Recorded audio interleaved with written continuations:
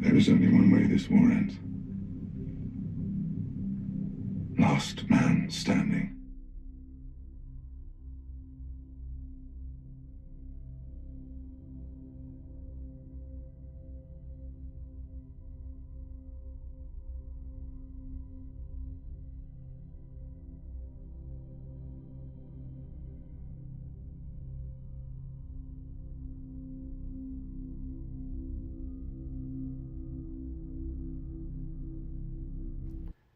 All right, we're going to start this project with the Master Box kit, German and British infantry World War I hand-to-hand fighting. It's a really, really nice set. The sprues are really clean. Everything's molded very well. You get a section of trench, and I started off with a display base like I do so I can have a clear cover for it. I started assembling the trench section, which is a few pieces here, and it has molded into it the wooden planks, etc. And I started trying to lay this out onto my base that I had picked. I wanted a real close, tight scene where everything was really close and tight together, not spread out. I was having trouble with super glue holding onto this acrylic type base. It's not styrene plastic, it's acrylic. So it ended up holding, but if you can see here, I screwed in the bottom pieces. I then made styrene sides and filled in the void here with aluminum foil. Then I got the Magic Sculpt out, 2-part epoxy putty, and filled in the void there just to start this out to get the groundwork in a stage where I can start working over it and sculpting over it. Next, I got some coffee stir sticks that are really cheap, and I used them to redo all the sides of the molded on kit parts. And I glued those into place, and then you can see here I'm drilling little holes where the nails probably went for those floorboards. I'd use these stirs because they really look a lot nicer than the plastic, and I could also stain it, which I want to do later. And here, these are large match sticks that you use for starting fires in, I guess, your fireplace. They're long matches. I used the sticks, and then with the small match sticks, I made the ladder. I didn't like the kit parts. They just were too oversized and they just were bulky. And then I made a step up here with a popsicle stick trimmed to size, and the legs came from the actual kit. Here you can see what I've got so far, and I was really pleased with it. Of course, if you're going to have a World War I scene, you're going to have sandbags. And I got some reference photos for sandbags, and with the A and B Magic Sculpt putty, I started rolling out some sandbags and attaching them to my scene. Then I used a toothpick and an X-Acto knife to do some detailing and sculpting into them to give it a little bit more detail. As you can see, the seams on the side of the bags are just cut into with a knife. Once this had dried, and I added some more groundwork, and I wanted to show some of the torn up and not unused wood for the trench embankments, and just pushed all this in with the Magic Sculpt. And then, while the Magic Sculpt is still wet and not dried yet, I sprinkled on some busted up gravel I made just by busting up a piece of brick with a hammer. And this was just poured onto the undried Magic Sculpt putty and then pushed in with a toothbrush. And let me tell you, this stuff sticks in there really well. And it adds a little more detail to the groundwork after I've textured it with the brush. And later on, I'll end up painting these. It's a really good way to add extra detail for your groundwork. And you can see I can just stick pieces into it and press them in, and they will end up adhering very well to the Magic Sculpt. Here you can see everything is dried and put together. I had to start the figures, so I brought the figures out of the box, took a look at them. There's no flash, but the one problem that we all have with molded figures is, of course, the seam lines. Now, there wasn't any flash on these, but of course, there's seam lines. So I had to take this into account, but I really like the figures. I like the poses. I like the action, and I've been wanting to do an action scene without having to do a lot of conversions, because I'm still a little shy on major conversions, but I really want to start getting into them.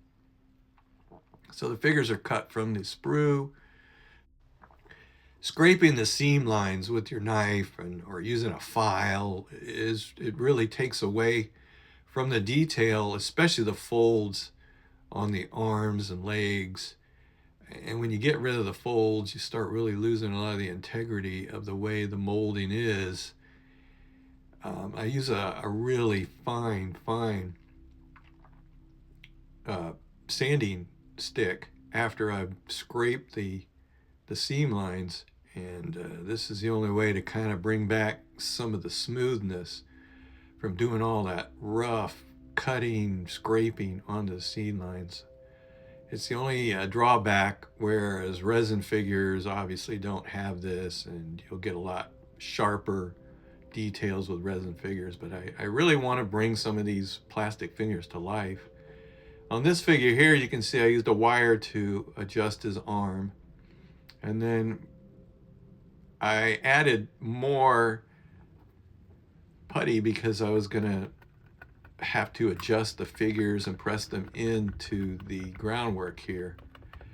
So he was pushed into the sandbags, and the other guy right next to him into the groundwork. As I looked at the sandbags, more and more, I was like, those seam lines just do not match the reference photos. So what I did is get some small gauged solder, and I just pressed it in with some super glue onto the seams that I already made, and it worked out perfect. This was a great addition and detail. Then the model base was sprayed flat black, as you can see here, but I tried to leave the wood part, and even though some got on it, that was okay. That actually is going to add to some of the weathering. Next, I got out a light buff colored paint, just off-white, anything you can use. I didn't want to do pure white, so I grabbed this buff color, very light, almost white, and I started highlighting the sandbags, just so to bring out some details so I can see it when I go to paint. And this also will start some of the highlight and shadow process of the painting. It's just part of the steps of having to do this. I started this project on the 23rd of December, and I'm finally finished here mid-January. So it took me a good month to work on this project. And you can see me here spraying more and more of the highlights onto the groundwork so I can bring out the detail in it. And this really is a great part of it, because you start seeing how your project's going to really turn out. I can start telling that it's going to be a decent looking piece here just from what I've got so far. So it just creates more of the excitement of getting this project done and working on it, and I have a lot more enthusiasm and inspiration in doing it. The airbrush I'm using is just an old Tamiya one, and it's put together with parts from other airbrushes, and I use one of those new little handheld compressors. So I got some more colors out to paint in the details of the groundwork, and with a small brush I start picking out stones and other details to get some of the colors in to the earth that's been dug up here and torn up. And I watched 1917, the movie, to get a little more inspiration and ideas on the colors and the feel of the scene.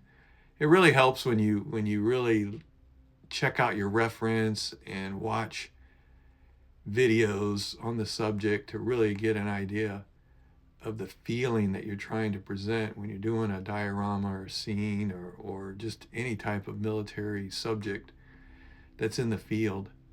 Um, I really enjoy painting these little details. Some people might be like, oh my God, it's really not that bad. And if you don't have time to just sit there and relax and do it, I wouldn't do it.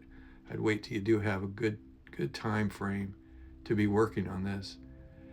So where I've got the scene so far, and the sandbags are painted in acrylics, and I brushed on the acrylics and I tried to make them a little different, each sandbag, maybe a little different tone. And I thought I was going to like this, but it just, when it was all completed, I just didn't like the look of it. Here I'm staining the stir sticks with a wash I made out of burnt umber. And I just wanted to stain the wood to really give it a real natural kind of look, and so it wouldn't be exactly perfect. I put the wash onto the sandbags, and as I said earlier, I just didn't like the way they looked. They just seemed too much a part of the groundwork when I was finished and this had dried. So I got out the artist oils and of course mixed up some colors here, and I started painting them with artist oils. I kept looking at it and said, I've got to do something about it, as I said before.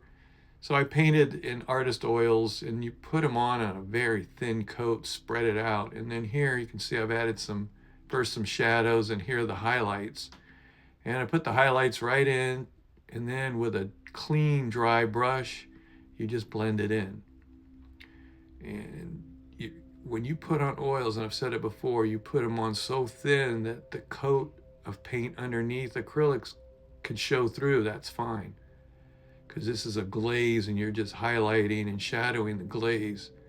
And here I'm cleaning off the brush, because you've got to keep cleaning off the brush to have an effective blending, as you can see right here. It's very effective, and it really gave the sandbags a little bit of a different feel than the rest of the groundwork, and I was pleased with that. And you can also, I could press some pastels in if I wanted. I had to start on the figures to get more of an idea of the scene. I cut the belt ammunition pieces so they can go on a much smoother look, and then the figures are put in so I can see about how things are going to start looking. I carve out the arms so that way the hands can fit inside the sleeves a lot better, and then fill with putty. This helps a lot in positioning the weapons. I made cans out of just some styrene tubing, and then some labels that I made on my computer. And these added a little extra detail. Well, it was time to start painting the figures. On a lot of my videos, you'll notice I'm doing them in different types of techniques, oils, or first I paint black and then I paint a highlight cover over. This, I just painted the figures in their basic uniform color, because later on I was going to shadow this and highlight it on my own. So I got reference photos, as you have been looking at, and painted accordingly. I just am trying different techniques, and this one I wanted to make sure that I wasn't too dark on these figures, because it was a dark scene. And I knew I was going to have to darken them up with the shadows, etc. So I started off with just a basic color of the uniform, the whole figure, when it was airbrushed on. And this is all acrylic paints. You can see here, all one color. This looks like something I played with as a kid, toy soldiers. The scene's coming together, and I'm getting even more excited as I started looking at this. I was like, oh man, I can't wait to paint these figures.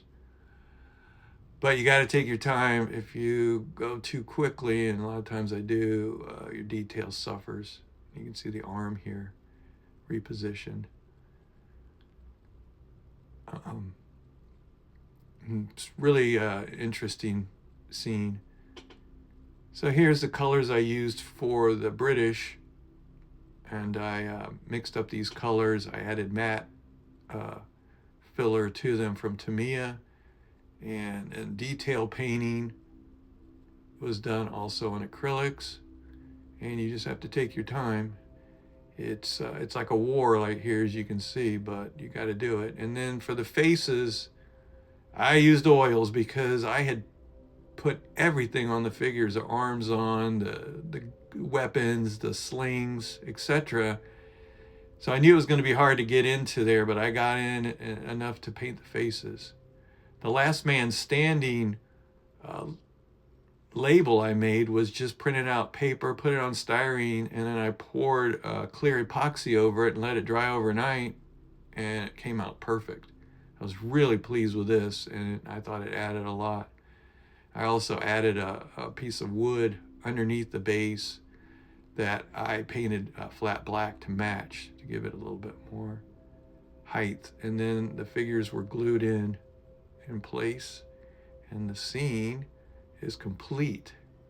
I was very pleased with it, and it's one of my probably best action dioramas I've ever made. I've just shied away from a lot of action. It's just hard to pull off, and I've never been happy with what I've done. And this one finally was one I was really, really satisfied with the way it came out. And here's the completed scene. I took my time on the figures a little bit more than usual on this many figures, and I may try to use this technique a little bit more and more. The rifle slings are just metal foil that I cut and put on there and glued on with super glue. You can see on the sides of the wooden embankment walls, I used artist oils to streak some of the soil down, and it adds a lot of interest to it. And I actually made a few nail holes and stuck some styrene in there for nails, etc. Once again, I really appreciate everyone watching my videos and commenting, and I hope that I've helped some newer modelers and some seasoned modelers with some of my techniques. So if you have any questions, please do not hesitate to ask. Once again, thanks for watching, and stay tuned for more videos.